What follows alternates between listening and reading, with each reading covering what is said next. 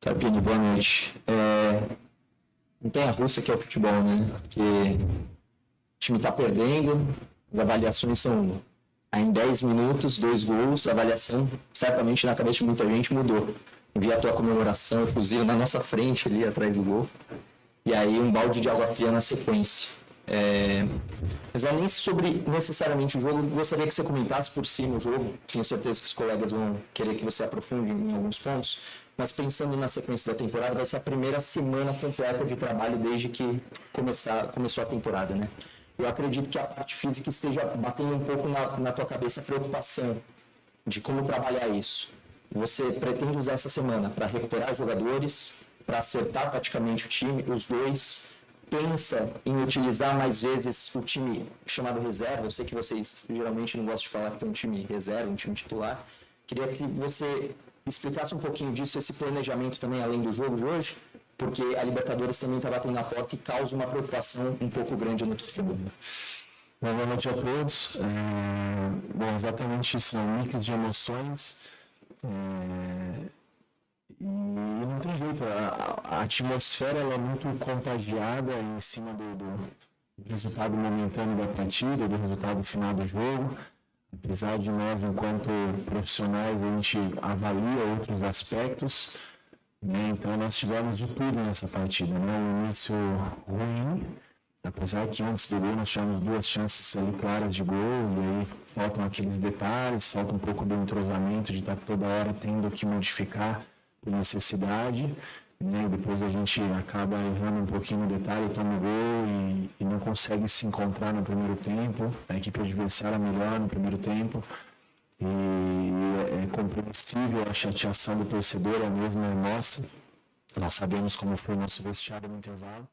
E uma volta onde a equipe voltou melhor, voltou criando algumas situações, consegue ali, mesmo com, apesar que não é um jogador a menos, que as duas equipes tinham 10 jogadores em campo, um empate que parecia, naquele momento do jogo, até uma coisa improvável, apesar de termos criado muitas chances, né, no segundo tempo. E eu acho que a atmosfera do estádio já se dava por satisfeito o ponto conquistado pelas circunstâncias do jogo.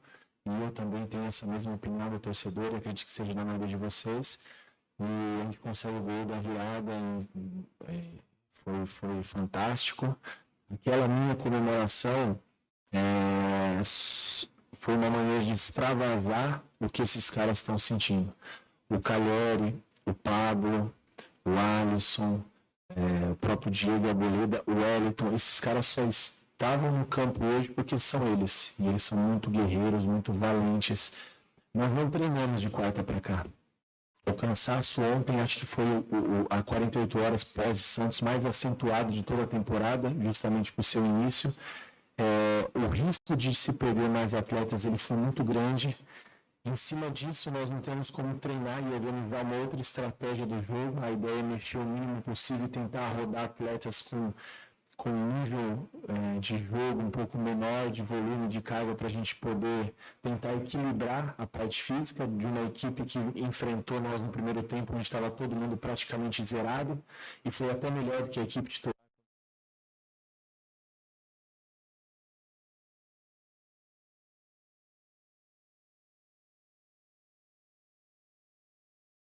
Eu prefiro valorizar o ponto, eu prefiro valorizar a entrega, a competitividade e mais uma vez enaltecer nosso torcedor. Acabar o jogo, como nós acabamos com o sentimento de, no fundo, de uma frustração, parecendo uma derrota, né? Se fosse o contrário, 1-1, teríamos valorizado muito mais, né? São as circunstâncias do jogo. Eu acho que tem que parabenizar mais uma vez o torcedor do São Paulo, principalmente esses atletas, porque para o torcedor aplaudir da maneira que aplaudiu, porque eles viram o tamanho da entrega. Claro que tiveram erros, limitações, dificuldades, escolhas, acertos, enfim, isso faz parte do processo. Mas, no geral, acho que foi positivo. E agora, se tem uma pessoa que está comemorando muito essa semana, a primeira semana aberta, sou eu. Primeiro pelo descanso e para poder recuperar mentalmente também o desgaste dessa sequência de jogos. Acho que o São Paulo teve um início de temporada, desculpa me alongar um pouco na pergunta, o São Paulo teve um início de temporada muito difícil, onde você já em 15 dias ter uma decisão e antes que antecede um clássico de que nunca tinha vencido. Começa bem a competição, quebra alguns estigmas de não começar bem o Campeonato Paulista. Então, muita coisa boa acontecendo, um nível de concentração mental muito grande, físico, desgaste no início de temporada. E o reflexo é isso, 7 jogadores no DM, dos 7 ali, 4, 5 considerados aí jogadores com uma participação muito grande, né? Não vou usar o termo titulares, mas jogadores importantes para o nosso processo. Então, fazendo ali num contexto geral, o saldo até então muito positivo. Agora a gente poder aproveitar ao máximo essa semana e com a possibilidade real, não estou cravando, de retornos do Igor, do Elton Rato e do Lucas. Você imagina se eu estou comemorando, né? E descansar os que precisam descansar, para a gente não perder mais ninguém. Carpini, tudo bem? Carpini, o torcedor, ele não pensa nisso, né? Que o time joga domingo, quarta, que tem 7 jogadores no departamento médico e o torcedor, ele quer a vitória. E as críticas, elas vão aparecendo. Você estava em lua de mel com o torcedor e é natural que em algum momento você vai oscilar e o torcedor vai pegar no seu pé e você ainda não teve essa experiência de estar à frente do São Paulo e ver esse torcedor mais criticando, etc. Primeiro que eu gostaria de saber como que você lida com essa situação, porque tem treinador que, por exemplo, nem entra em rede social, não está nem aí, tenta evitar esse tipo de relação. Como que você lida com isso? Em relação à partida, entre os torcedores, a maior reclamação foi o Nicão, a escalação do Nicão, até porque tinha o Bobadilla improvisado, o Nicão, ele pelo menos não é conhecido por ser aquele jogador que atua aberto e que tem uma boa recomposição. Por que a escolha do Nicão e como você lida com esse burburinho, digamos assim, dos torcedores? Não, de maneira muito tranquila, né? Se a gente for ouvir tudo que a gente escuta e lê em relação às opiniões alheias e contrárias, eu acho que por mais que eu não concorde, o mínimo que eu tenho que fazer é respeitar a opinião de vocês, a opinião do torcedor. Eu não sou o dono da verdade, mas eu tenho as minhas convicções, então eu respeito. São maneiras diferentes de enxergar a situação, mas uma coisa que o torcedor, e vocês infelizmente pós-pandemia não tem mais, é o dia a dia. E é o que me sustenta, né? Às vezes as pessoas podem, poxa, o Eric entrou muito bem. Eu vi que o Eric entrou muito bem nesse jogo, no jogo anterior. Só que o Eric não treinou os 2 dias, estava com o joelho do tamanho muito inchado por uma entrada que ele tomou. Talvez não tivesse condições de jogar, fez todo o trabalho, praticamente não foi ao campo para poder se sacrificar hoje e participar um pouco. Então, quais são as escolhas que nós temos mediante as 7 jogadores do DM? Nós temos que utilizar aquilo que nós temos de melhor. E o Nicão, ele hoje, ele é não só hoje, né, já há um tempo, ele é funcionário do São Paulo. E nós estamos tentando resgatar não só o atleta, mas o ser humano, porque as pessoas não têm obrigação de saber disso e a gente respeita, mas tem outras coisas que envolvem o ser humano, o atleta, que a gente está tentando se sensibilizar também com isso e trazer ele de volta. A gente entende a chateação do torcedor, respeita, né? O Nicão também, a gente entende a chateação dele, a gente vai continuar dando carinho, dando atenção. Se nós conseguirmos ganhar a cada atleta que a gente consiga ganhar, que já esteja dentro do nosso contexto, para nós acho que é o nosso desafio. Hoje, mais uma vez, uma grande partida do Ferreira, uma ótima entrada do Eric. O Nicão criou situações, o Nicão ele deu 2 assistências nessa competição contra a Portuguesa e contra o Água Santa. Ele fez um primeiro tempo da final taticamente muito interessante, dentro daquilo que nós planejamos para o jogo do Palmeiras. Então, houveram coisas boas. Claro que tem um erro, tem um acerto, tem tudo isso. E a gente entende o momento do torcedor. Essa questão da lua de mel, daqui a pouco a gente volta de novo. É só as vitórias acontecerem, a gente buscar os nossos objetivos. A gente sabe que o torcedor ele quer o tempo todo vencer e nós também queremos. A gente trabalha para isso, mas nós temos um dia a dia, nós temos aqui seres humanos, nós temos uma sequência, nós temos diversos problemas para colocar o que a gente pensa de melhor e representar bem o São Paulo. Então, em relação às críticas, elas fazem parte. E eu entendo que as críticas elas me fazem refletir, elas me fazem melhor, não que eu acompanhe, porque as minhas redes sociais nem sou eu que cuido, eu não me apego muito nisso. Eu já tem um período aí que eu fiz como eu vou usar a palavra assim, dei uma desligada total. Detox. Boa, gostei, detox. Um detox das redes sociais, porque as redes sociais ela permite tudo, né? É uma terra sem lei. As pessoas escrevem o que quer sem ter uma responsabilidade. E eu acho até que as pessoas, de um modo em geral, não, isso não é uma crítica, não, e não são todas as pessoas que usam dessa maneira, da maneira que se pronuncia, que se direciona às pessoas, por mais que é uma figura pública, acho que as pessoas perderam um pouco a sensibilidade. E isso é triste, mas a gente respeita, entende? E é uma parte pequena, porque a maioria foi o que eu vi hoje no Morumbi, apoiando o torcedor, por mais que não concorde com algumas coisas, e é natural. Internamente no São Paulo, eu tenho certeza que muitos não concordam com as minhas decisões, mas todos respeitam e remam da mesma maneira para o mesmo lado, porque é dessa maneira que a gente vai conseguir os nossos objetivos na temporada. E essa questão com o torcedor é a questão das vitórias voltarem, os bons momentos, os objetivos serem alcançados, trabalhar bem a semana, voltar todos os atletas à disposição, que é o meu sonho, ter o elenco todo à minha disposição. E isso faz parte do processo e em algum momento durante a temporada vai acontecer novamente, é inevitável. O nosso calendário são muitos jogos, muitas competições e os erros fazem parte, as derrotas também. Carpini, boa noite. Gostaria até de aprofundar numa questão que você já começou a responder agora, né? Que é sobre, eu sei que técnico não gosta muito de individualizar, mas sobre a entrada do Eric, porque hoje ele foi fundamental nos 2 gols. Sim. Marcou o primeiro, deu assistência para o segundo. E justamente pelo fato de a gente não acompanhar o dia a dia, a gente não sabe como está o treino dele, o torcedor também não sabe que ele estava com o joelho inchado, que ele estava com esse problema, e você termina a sua resposta falando de ter o sonho de todos os atletas à disposição. Dá para a gente dizer que, tendo todos os atletas à disposição, que o Eric à disposição da partida que ele fez hoje, você mesmo citou da partida anterior, quando ele entra também, que o Eric ele teve uma atuação, talvez até para ganhar a titularidade nesse time de São Paulo? Obrigado. Obrigado.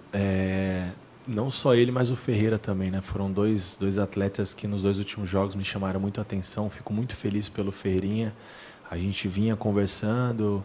É um cara que precisava dessa sequência de jogos e a gente vinha falando sobre isso.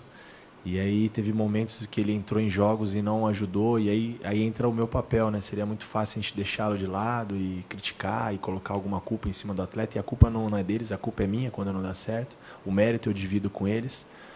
E em relação ao Eric, da mesma maneira, a expectativa era muito grande da chegada. Eu conheço o Eric muito bem, enfrentei ele por 2 vezes na Série B pelo Ceará. Foi um pedido do Dorival e um esforço da diretoria, e eu acho que de maneira assertiva, esses 2 atletas. E o Eric, ele se credencia a ser, como todos os atletas, um cara importante para a temporada. Eu não posso falar e eu também não direciono dessa maneira de titularidade, porque nós temos um cara que hoje joga na função, que é líder de assistências, que é o Wellington Rato. Nós temos outras possibilidades com o retorno de todos os atletas. Então a gente ganha muito com isso, mas precisamos ter todos esses caras à disposição, e são surpresas boas, né, que acontecem. Tanto a participação não só no jogo de hoje, mas como você mesmo falou, no jogo anterior do Eric, me deixa muito feliz, com certeza ele também, otimista para a sequência, e ganhamos mais 2 grandes opções, sem falar, aí eu tento dividir o mérito e não esquecer de ninguém, o próprio Michel Araújo, que entrou muito bem na partida. E também, como eu falo, né, o dia a dia hoje, infelizmente, vocês não têm mais tanto acesso. O Michel passou por um problema de saúde também, uma amidalite, ficou internado por muitos dias. Jogou hoje totalmente debilitado. O Michel não treina com o grupo, eu acho que mais ou menos 1 semana. E hoje se dispôs a fazer e fez muito bem feito. Então, eu não tenho como não valorizar o meu grupo, como eles são guerreiros, como o São Paulo está bem representado com esses atletas e como esses atletas estão bem representados com o nosso torcedor. Thiago, boa noite. Eu queria te perguntar sobre a construção ofensiva do time, porque a gente, pelo menos olhando de fora, percebe uma preocupação muito grande, um estilo mesmo frequente do São Paulo de tentar alargar muito o campo na construção ofensiva, né? Usar bastante as laterais, alargando muito o campo. E alargar o campo, por um lado, talvez encurte o caminho para você chegar na linha de fundo, né? Mas, por outro, se a gente pensar aqui nesse eixo horizontal, te deixa mais longe do gol, né? Você está mais longe da faixa central, ali onde você vai definir a jogada, fazer o gol. Então, eu queria te perguntar primeiro se você está contente com a frequência com a qual o São Paulo usa esse artifício de tentar alargar o campo, de procurar a lateral, ou se você acha que o São Paulo pode jogar um pouquinho mais pelo meio. E segundo, alargando o campo, procurando os laterais ou procurando os jogadores que estão mais abertos na linha lateral, qual é o passo seguinte que eventualmente está faltando assim para o São Paulo? Beleza, alargou o campo, usou a lateral. Mas para definir a jogada, para transformar isso numa finalização, num gol, o que é mais importante quando o caminho é esse? Obrigado. Obrigado. Bacana a pergunta. Quando entra na parte tática, assim, é uma coisa que eu gosto de falar. Gosto de expor as opiniões, né, as minhas ideias. Eu acho que tem duas frentes. Quando você alarga o campo, pelo menos na minha concepção, que eu procuro fazer nos meus times, nas minhas equipes, alargar o campo para você abrir os espaços de corredores centrais. Então, na verdade, não necessariamente quando você alarga o campo, você joga pelos lados e fica distante do gol. Às vezes, com um passe que você quebre duas linhas com a amplitude que os jogadores de lado deram, você chega mais rápido ao gol. E aí, eu acho que são questões a serem trabalhadas, porque quando você essas linhas e dá essa amplitude, você tem sempre duas opções de passe para quem tem a bola. Normalmente a linha fecha o passe de dentro e você joga por fora. E no momento que um atacante, que teoricamente é um cara que balança uma, balança duas, na segunda não balança mais, é diferente dos caras que marcam, começam a se abrir esses espaços. Então é onde a gente começa a ter superioridade e quebrar linhas e ter superioridade no campo ofensivo do adversário. E a ideia dessa amplitude é você flutuar de fora para dentro, ter dobra dos lados e fazer essa bola passar com mais volume. Eu sei que tudo isso é parece muito simples falando, mas a gente tem procurado fazer nos 10, 15 minutos que nós temos de treino por semana, que antecedem cada jogo.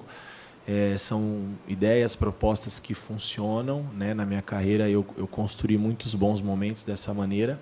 E talvez a gente tenha encontrado também algumas dificuldades nessa iniciação, nessa construção inicial do São Paulo, porque nossos zagueiros são fantásticos, o Arboleda, Diego, Franco, Ferrarese, mas nós não tínhamos, o ano passado, nós tínhamos um zagueiro meia, canhoto, que é o que eu estou buscando para o nosso elenco.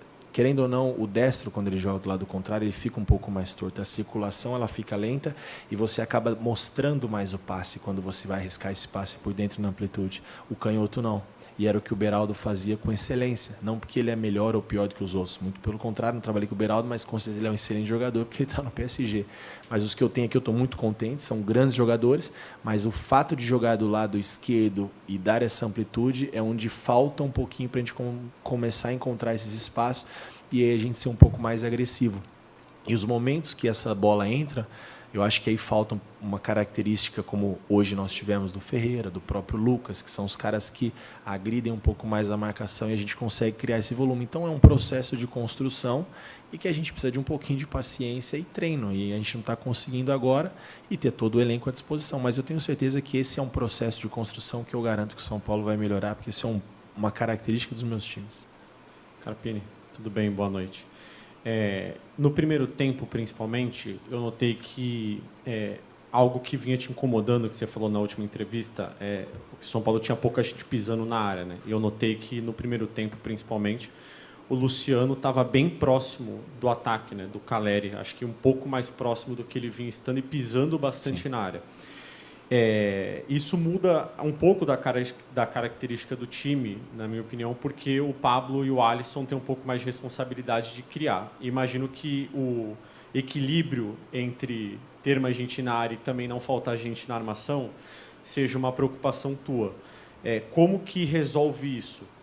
Tendo mais um meia no time e aí mexendo um pouco nas peças?